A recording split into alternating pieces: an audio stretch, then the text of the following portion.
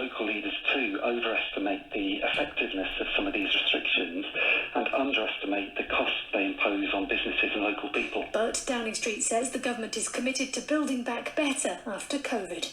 This is LBC News. Now, shortages of PPE during the peak of the coronavirus pandemic may have overshadowed a lack of doctors within the NHS.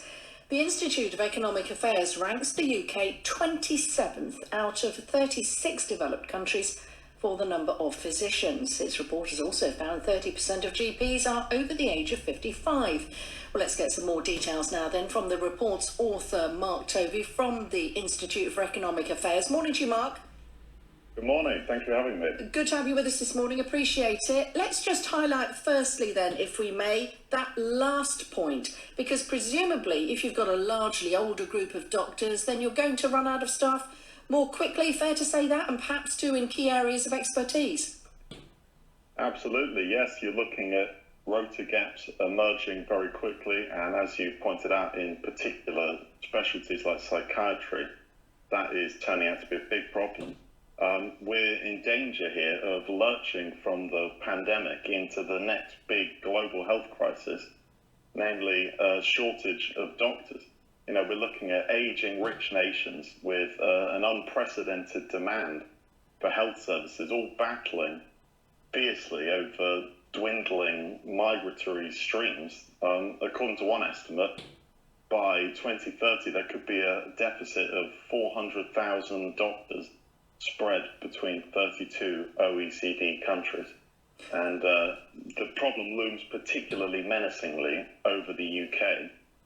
As you said in the introduction, we rank 27th out of 36 OECD countries for the number of physicians per thousand, 30% of GPs, 55 or over.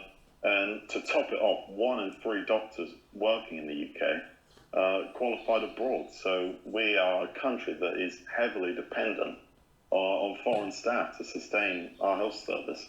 Well, let's just explore that a little further, if we may, about our ranking. I mean, 27th is nothing really to be proud of, is it, really? Nothing to write home about. So what's gone wrong?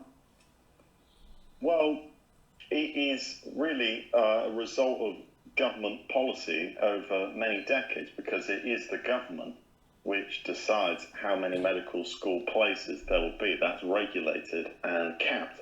Now, in 2018, in response to the emerging shortages, Theresa May's government did, to her credit, increase the number of medical school places by 1,500. But that we won't begin to see that cohort emerging at the other end of the pipe as consultants for another decade.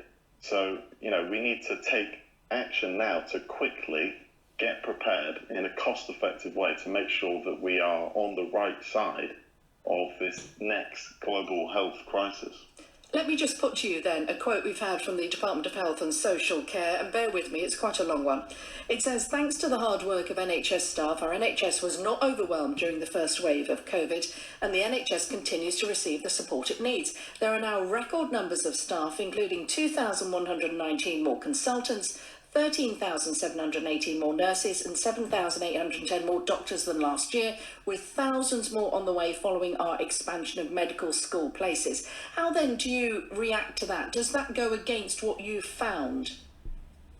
Well, that's a very rosy image indeed that they're painting, but I would suggest that, in fact, a perfect storm is forming around the NHS as the fallout from the pandemic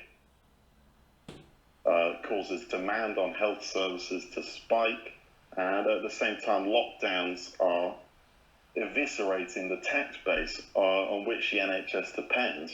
And it's really largely many shortage problems that we're seeing are the result of strange, short-sighted policies. For example, we see that the shortage of doctors in the NHS, you know, you just gave me aggregate figures there, but the shortage of doctors is not evenly distributed between specialties and regions of the country. Instead, there are shortage specialties like, for example, psychiatry, emergency medicine, histopathology. Year after year, these specialties fail to attract the right number of junior doctors applying to train there. And meanwhile, regions of the country are in danger of becoming arid doctor deserts with disproportionately high shortfalls of consultants. And this is all the result of a Soviet-style centralised system of wage setting in the NHS.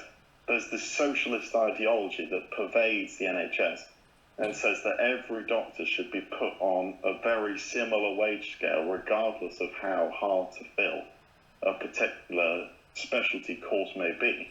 And this has just predictably led to, year after year, certain specialties, like I said, psychiatry, emergency medicine, histopathology, failing to attract the right number of junior doctors. There's just no incentive. The pay is the same. And junior doctors would much rather do the sexier specialties like neurosurgery, public health, or radiology. So there's a mad rush for these specialties. You're really, fair to say you're painting a pretty gloomy picture there. I'm just thinking, though, was there real evidence uncovered, perhaps, that the NHS is definitely coping, though, with the current pandemic wave much better than it dealt with the first, and that there's certainly, I mean, our headline was shortages of PPE. Presumably that's now gone. We're all right. Well, absolutely. In the present moment, the NHS is coping well with what is a much milder second wave than the first wave. But the indications are that in the next decade, we are going to see unprecedented demand on health services, not just in the UK, but in all developed nations as the populations age.